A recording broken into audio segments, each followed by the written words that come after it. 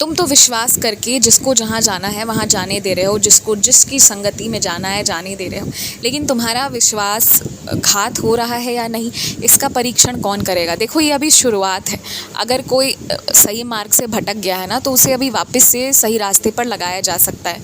मैं चाहता हूँ कि जो लोग अलग अलग अपने अपने जगह पर जाते हैं ना, उनसे उस जगह की बात करो और अचानक से बिल्कुल उनके वहाँ उस दफ्तर पर या उस जगह पर जहाँ वो जाते हैं पहुँचना शुरू करो। देखो, अभी उन्होंने कुछ भी गलत नहीं किया है, लेकिन संगति कुछ गलत करवाए उसके पहले तुम सब संभालो। मेरी आशीर्वाद से यकीन मानो, तुम्हारे परिवार का ना आज तक कुछ बिगड़ा है ना आगे कुछ बिगड़ेगा। और मैं तुम्हें सावधान सिर्फ इसलिए कर रहा हूँ ना कि अति विश्वास करना भी खतरनाक होता है। आँख खोल कर विश्वास करो। जो खाना तुम घर पर बना कर ले जाओगे और यदि उसे बाहर जाकर खरीदोगे तो बहुत बहुत पैसे लगने वाले हैं। तो व्यर्थ है ना उन जगहों पर पैसे उड़ाना। कोई और करता है, करने दो, जिसे जैसी मर्ज़ी, जिसे जितना खर्च करना है करने दो। लेकिन तुम तो ये देख कर चलो ना, तुम्हें अपना देखना है, तुम्हारे सपने अलग हैं, तुम्हें अलग चीज़ों को हासिल करना है, तो तुम उस हिसाब से चलो। बहुत दिन हो गए हैं एक ही सामान के पर्दे तुम्हारे घर पर लगे हुए।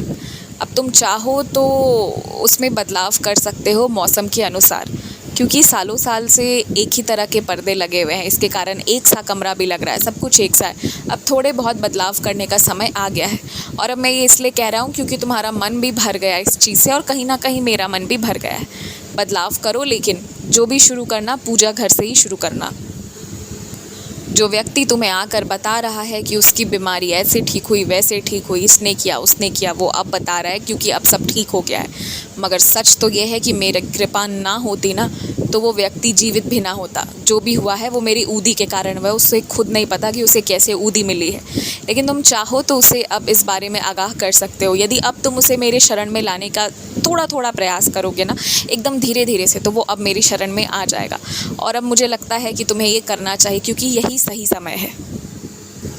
जो बड़े दरबार जा रहे हैं ना दर्शन करने के लिए, उन्हें दान पात्र में अर्पित करने के लिए ज़्यादा नहीं तो 11 रुपये, 21 रुपये, 51 रुपये या 101 रुपये, जो भी तुम्हें ठीक लगे वो दे दो। जब जानकारी में आए तो दे देना चाहिए। तुम्हें नहीं पता उस धन राशि से ना, वो जो सहयोग तुम दे रहे हो, छोटा सा सहयोग, उससे कितना बड़ा काम होगा और कितना आशीर्वाद तुम्हें मिलेगा। भले ही उसके लिए तुम्हें सामने से तुम्हारा नाम पुकार कर पुरस्कृत ना किया जाए, मगर पीछे से जो करके दिया जाएगा ना, उसकी तुम अभी कल्पना भी नहीं कर सकते। आशीर्वाद जो छुप छुपा कर आते हैं ना, वो ज़्यादा बड़े, ज़्यादा खूबसूरत और सदैव सदैव के लिए रहने वाले होते हैं। अपने घर की स्थिति को अच्छे बनाए रखना है ना, तो सुबह शाम पूजा पाठ करो, सबका मन पूजा पाठ में लगवाओ और पूरे परिवार के साथ हफ्ते में 1-2 दिन घूमने भी जाओ।